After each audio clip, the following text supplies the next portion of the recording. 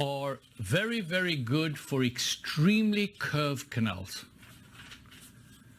right? Because the taper maintains the flexibility, right?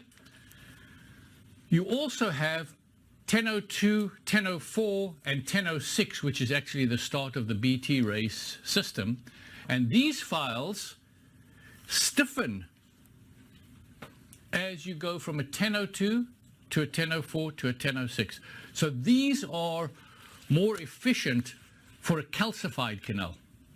Because if you've got the 1002 down, then the 1004 is going to go down, but the 04 is going to remove more dentin. So it's just more efficient to be, basically choose one or the other. I think in our office, we've got the 1002, 1004, 1006. Okay, because this is also a very flexible file. But these are for severely, severely curved canals. So severe curves, double curves, and this is for obliterated or calcified canals. Okay, don't forget, if you have questions, just... Now, you'll notice here a mesiobuccal of an upper molar. This is one of the plastic teeth that we're going to give you tomorrow to play with. Okay, these are reproductions of teeth. And here's the mesiobuccal 1 and mesiobuccal 2.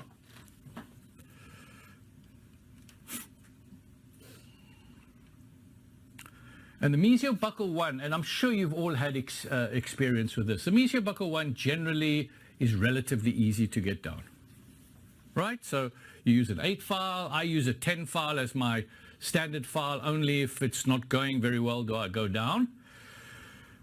And then the mesiobuccal 2, which you'll see in a minute,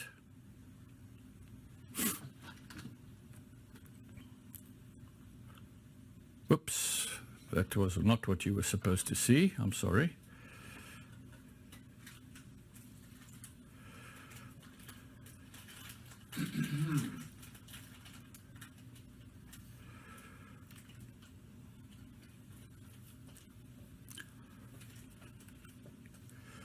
Let's let it go just a little. Shoot. What is going on here? The only reason I said shoot is this is being recorded. It's not what I meant to say. The mesiobuccal 2, how many of you have had experience, and I hear this all the time, it's calcified at 3 millimeters, right? I got in 3 millimeters and then it was calcified, it was this, it was that. It's not calcified. You've started to ledge, okay? And the reason is, the mesiobuccal 2 has a very, very high curve. So when you put it in, unless you've pre-curved your instrument and you can sort of twiddle it around that curvature, or you come in from a very, very palatal approach and minimize that curve, but also your access cavity has to minimize that curve, you come in from the wrong angle and you hit the wall about 3 or 4 millimeters short. And then you keep going back and to try to get past that calcification, and you start to ledge. And once you've ledged, every time you go back and every time you ledge, it becomes a little more difficult to get past that calcification. So today, if I've got a definite mesiobuccal 2 and I can get down 1 millimeter or 2, I don't even try with a stainless steel file anymore. And we'll tell you how to do it with a stainless steel. I go straight to the Scout files. And these, as you will see, just bypass very, very easily. So the problem is ledging. Okay, we can curve it, we can come from the palatal, but this is a problem. So if you just go with the Scout file, it will find its own way, and it will, get past it. Yeah. But if you use the Scout file right off the bat, how would you get the working length? Like, how would you know where to stop? Very good question. Okay, so I use my mesiobuccal 1 working length originally. So if my mesiobuccal 1 is 21 and I slide down the mesial buccal 2, I stop at 21, and actually one of the advantages is you could put the apex locator on the handle while it's in the handpiece. Okay? And then I make the slight adjustments because generally speaking, they are similar. Now, one thing you've just got to be a little bit aware of is this file will have no problem if the two canals join, right? And it'll have no problem joining and then going to your correct working length. So it'll go round the curvature, and they both at 21. Now I start instrumenting. You saw this on the case that I had on Monday. And when I get to bigger files, I start to feel resistance on this one of the two files. You've got to have in your mind, these may be joining, particularly mesial buccal 1 and mesial buccal 2. If they join and you start to get to a, 25, 30, 35, that second canal file can break. So generally when you start to feel that touching, back off, as I did on Monday, then you take the radiograph and confirm, I still complete it because I'm pretty sure the canals join, and then you verify it with the radiograph, or you use two files as, you could put one file in and the other and see if it blocks, put the other file in and see if it blocks. But when you treat canals that join, you've got to choose one of them to be the longer canal and choose the other one to join it. Don't try and get both of them to the length, because that kink in the file is something that makes a file very, very easy to break. Okay? So this sort of masks that a little bit because it's so flexible. It'll go around that second curvature and you won't even know that second curvature is there. So you just got to keep it in the back of your mind. Okay? Any questions?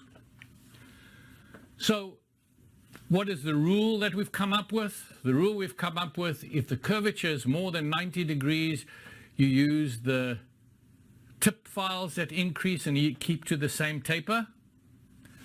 So you can go all the way to a 2002 in this one, and you can get around that curvature. Or if it's less than 90 degrees, and we've picked one here that's slightly less than 90 degrees, it still qualifies as not too curved for these instruments, and you could go 1002, 1004, and 1006, and that'll just be a little bit quicker, because then the next file goes much easier because you've already got a taper in there. Okay, so you've got other companies have these files as well. I think Dentsply have Pathfinder files. I could show you research claiming that this file keeps the curvature a little better than the Pathfinder file. I'm sure the Dentsply people have research that shows that theirs is better. The problem with research today is they're so industry driven. But these are very, very good files, and you should, even in a general office, have a couple of sets of them just for those special cases. But just remember the speed. And they will very, very rarely break, no more than your normal NiTi files, if you use them at the right speed. Dentsply, you run it at the same speed? No, Dentsply's are at 350. They've got a bigger taper, right? Generally, Dentsply's systems are all set for the vertical condensation technique, so it's big taper. So we're much less of a taper to maintain the thickness of the wall, etc., etc.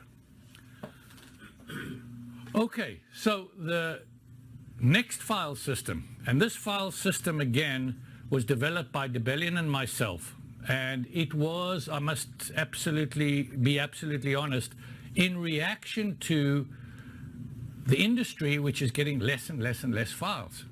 So we've got BioRace, which is our workhorse. We absolutely love it, but people are telling us, the other company, you can do it in 4 files and 3 files and 2 files. Now there's 1 file. And the argument of biology goes so far with a lot of dentists. Not many people are prepared to spend a week in a course. They spend, 3 hours in a course, and they basically, what should I use? And of course, one file is much more attractive than 6 files. So this was sort of in reaction to that. We sit down and we say, look, we have to compete. And how do we get our biological principles, which is 4 millimeters, cleaned very, very well in the apical part, less taper, in less than 6 files. Okay? So this is the next file system that we talked about, and it's called BT Race. Other one's BioRace. This is BT Race. You could think of it as biologic treatment, as we like to think of it, but truthfully, the BT comes from the special tip that this file has, which enables you to skip files. And that's the booster tip. Okay, and I'll explain to you. Now, this file system is pre-sterilized. Okay, so the idea is to use it once and throw it out. But of course, that makes it extremely expensive. So you've got to evaluate yourself how often you want to use it, but certainly you don't have to sterilize it before you use it because it comes ready to be used. So the booster tip is the key to this file system, and this is a very, very unique technological feature which now we're using for all the files, which makes these files very, very efficient. And the tip is basically, think of a lead pencil that's been sharpened very, very, very sharp. And the lead part of it has got no cutting edge, but it comes to a very, very, very sharp point. And this point can generally get into any canal that's 10, generally speaking. Okay? So if you've instrumented to 10, I still say you should instrument to 15, but if you've instrumented to 10, this tip will get in there, and that's the pathfinder. Right? Then a 1/4 millimeter down this lead of the pencil, you start to cut. And there are different angles that this file cuts, and it's got 6 cutting edges like a carbide burr. So if it cuts at this angle, it gets to a size 25 at another 1/4 millimeter, and the rest of the file is like any other file. If it cuts at this angle, it gets to a 30. If it cuts at this angle, it gets to 35, etc., etc., etc. And it can go all the way up to 50, with this tip getting into these very small canals. Right? So you can go from a 10 to a 35 without going 15, 20, 25, 30, 35. So this is how we skip files, if you will, right? So basically, if it's a 35, it's 0.17 millimeters. But the tip gets into the 10 and it starts to cut, right? If it's a 50, it's 0.25 millimeters. So it's basically where the angle starts is half of the final. So you need to go to a little bit larger size before you start with a 50. Practically speaking, it actually makes very little difference. So the normal rounded tip of a file gets to its final size 0.25 millimeters away from the tip.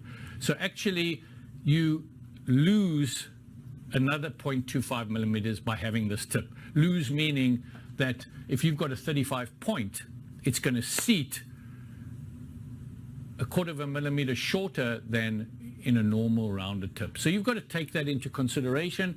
Either you accept that this is going to be filled with sealer and not got a percher, or you just increase your length 0.25 millimeters. Okay, because the rest of it's not really cutting. And it's very, very sharp. So actually they should market it as a patency file. Keeps you patent. And actually it doesn't look that impressive. When you look under the microscope, here's a rounded tip and here's a booster tip, which is just a little bit sharper, but it makes a huge difference. So the idea is that the tip gets into the canal, then the angled 6 cutting part cuts for another 1/4 millimeter, and then the rest of the file can be anything, parallel shape, O2 taper, O4 taper, whatever. It's a normal file after it's reached its final size. Then the taper from there on is the percentage it increases per millimeter. Yeah. Do the Scout files have a booster tip too? No. Now, the Scout files don't need a booster tip because they're so narrow, and also this booster tip can only be placed on a size 20 or above. There's just not enough volume of metal to put the sharp tip. You don't need it, and you cannot do it. And then this follows. So you are not going to ledge with these because the tip doesn't allow you to ledge. It follows the curvature. So actually, this is just a demonstration to show you the effect. So this is a parallel file with a rounded tip, 35. And you put it into a plastic block that you have, which has not been pre-instrumented as a 10, and you see that it just cannot take the pressure. And these files are made to break at the top, so if they do break, you can take them out, right? Same file with a booster tip, 35, right? Into a 10. And, you know, you've got to learn how to use it. It also must go at 900 RPM because it's a very, very narrow core material, and it will just follow.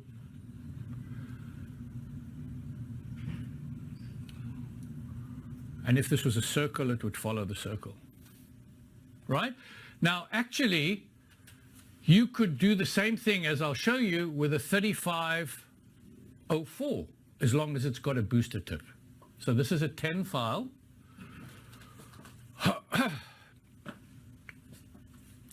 And because of the booster tip, this will follow the canal. You've got to irrigate a little bit more because one of our enemies in instrumentation is debris. And the debris, if it's got nowhere to go, creates a tremendous amount of pressure. And you can then put your gutta-percha point in and you're done. So you can do it in one file, but we don't suggest you do it in one file. In fact, we don't sell these files individually because you're going to break the root. Remember the point I made before about the third, and the difference in pressure on the plastic block if you do it in one file versus 3 files. So we really, even though from a selling point of view, it would be much better to say, oh, we've got a one-file system. We know from the research that these one-file systems are very, very bad for the root, and you get these microfractures that become macro fractures and could jeopardize the functional success of the tooth. So we don't sell it like this. Now, you saw the third file I showed when I showed the patient, you know, that one that squiggled and vibrated. That you can use in one file because it's hollow. And because it's hollow, the debris goes centrally and doesn't push out, so it doesn't cause any pressure on the root. So that file will be available from September, and then you can do it in one file after a 10. Okay? So what is the treatment?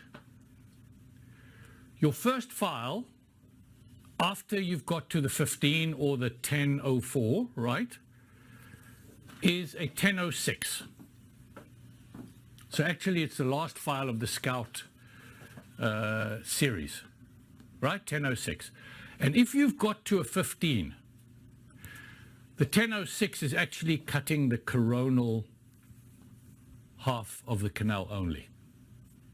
Okay, because of the 15 and the fact that you start at a 10, it's going to cut the coronal part.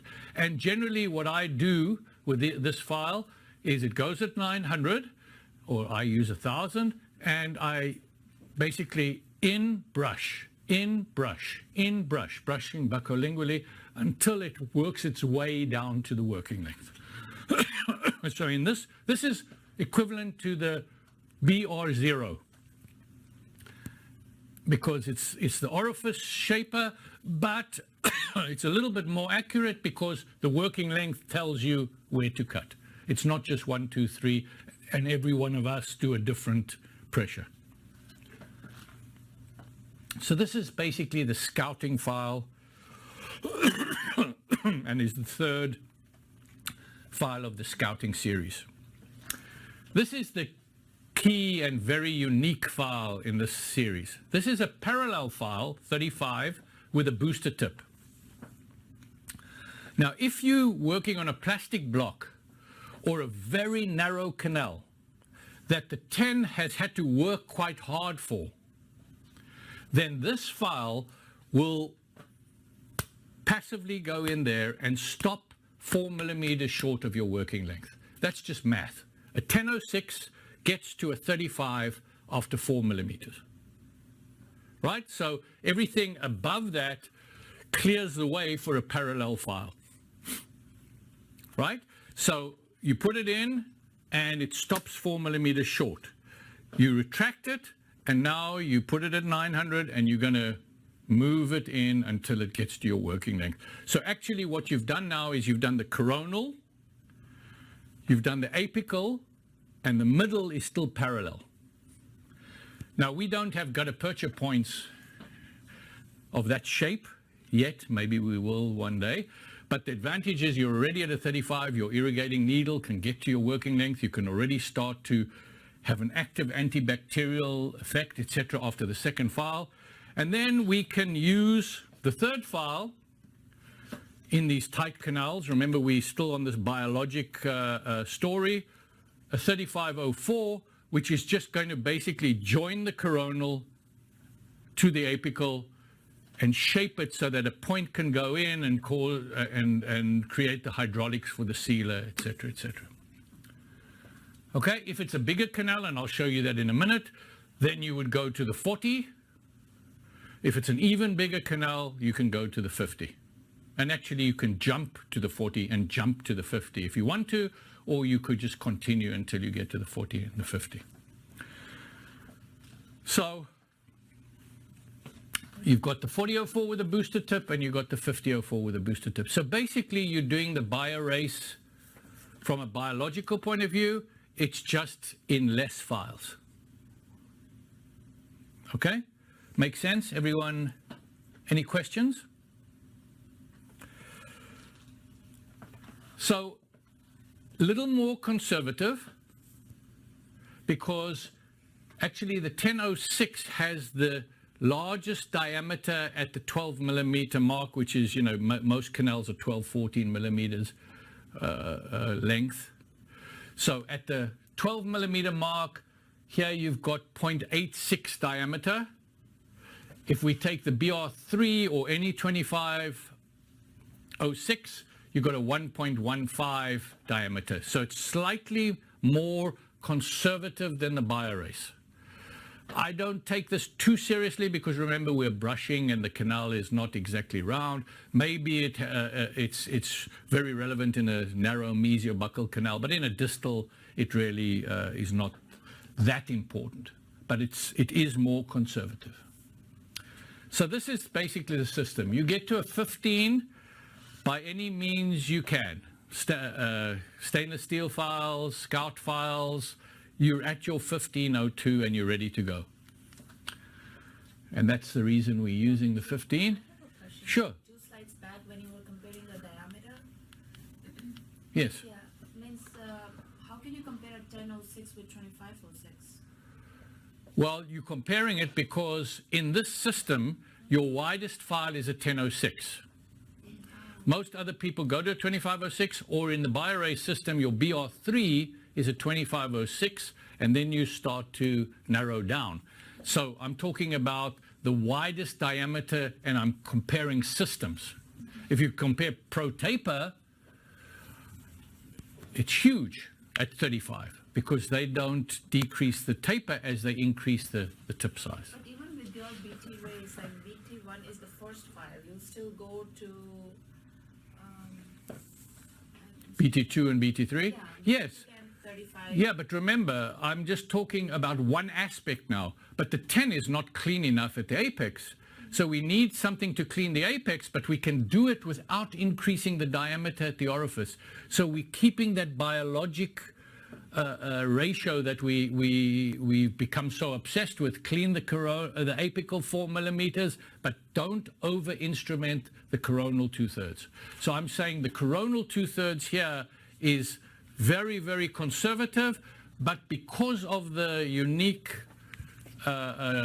features of the file, you can still clean the apical 4 millimeters without going wider here. Okay, that makes sense? So you go to your 15 because you want to decrease file breakage. Then you're going to go with your 1006. Then 3500. And as I said before, if your 1006 has worked in a narrow canal, in other words, the file has worked maximally, this file will stop 4 millimeters short. And you're only going to have to increase another 4 millimeters from 10 to 35. So you're going 1006 to 35 parallel. Okay? And then you come back in and you shape it so that it got a perture point. Now, theoretically speaking, you could go with a 3502. You know, even by hand. You're only cleaning the middle part, and then you use an O2 tapered gutta percha. It's your choice, but the system, you know, if you buy the system or you have the system is 04, right? Now, this is a very important file in the system because it also gives you a little bit more information about how wide the narrowest diameter is of that canal, and you can more accurately get your shelf for the gutta percha. Okay? So we call it a verifier as well. Now you do understand that when you put a round file into a non-round canal, you're measuring the narrowest diameter. It cannot get to the largest diameter, right? So that's okay because we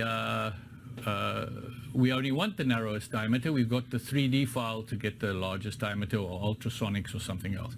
Now I put this in here just to tell you, you can buy these parallel files with a booster tip all the way from 25 to 60. So you could instrument an entire canal just with these files.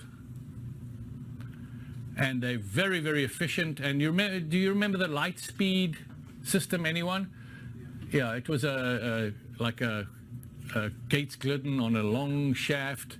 Very, very nice files, but you had to use half sizes. And, you know, to get to a 35 or 40 it would take 10, 15 files. In this day and age, you just can't even think about that. But this booster tip allows you to go 25, 35, 45, 55, 60, and you're home free. So these have a lot of value, and I have them on the side as well. But let's look at the verifier. So this is the very tight canal, 4 millimeters short. I'm going to use a 3504, right? Let's say after the 1006, I put my verifier in, and it actually stops less than 4 millimeters short. So 1 to 3 millimeters short. That says to me that naturally, because the 1006 didn't do that, naturally the canal is bigger than a small canal. Make sense? So I'm going to say to myself, if I go to a 35 on this canal, I'm not going to have a good shelf. So I'm going to go to a 40 on this canal. So this is sort of a size verifier for me. So I go to the 40. And then I know that my gutta percha point is going to fit well, and I'm going to get the hydraulics and everything we talked about. Let's say, as happens many times in a distal of a lower molar, a canine, a central incisor, etc., you do your 1006, and the 35 actually goes to your working length. That says the minimum diameter is very wide. So I choose a 50 to make my shelf. So in actual fact, this middle file verifies and gives me a little more information about what sizes to go to in order to get the shelf, so you get the hydraulics, you know, the whole story. Do you have anything bigger than a BT5? 50? Yeah, 50. You can get 60 and then 70s, 80s, 90s. Usually, generally, they go to O2 tapers because they're too stiff, but they don't have a BT tip. But if you've got a canal that big, believe me, you don't need a BT tip to follow the canal. It's wide, wide open. So again, I think you should have scout files in your drawer for the special cases. You should have those parallel files in your drawer for special cases, and you should have 60 to 120 in your drawer for the special cases. And all of those three you'll probably use once a month, once every 3 months, depending on how much endo you do. And the basic set will, whether it's BioRace or BT Race, will be great for 99% of the cases. Yeah. What would you choose on a C-shaped canal, BT or? It doesn't matter. BioRace or BT are basically the same. And then your C shape is your 3D XP shaper or ultrasonics, etc. That's going to get into the irregularities. Nothing round can go anywhere near that C shape canal. So when you verify, when you place it in, is it turning? Or No, very big, important point. When you verify, the file is still. So it's basically put it in, see where it stops, retract it, start to spin it, and then go. You must never start to spin it while it's wedged, because that's going to cause torsional fatigue. And then, so now you're 4 millimeters short, for argument's sake. Now you work it up or down. Yes, yes, yes, yeah. So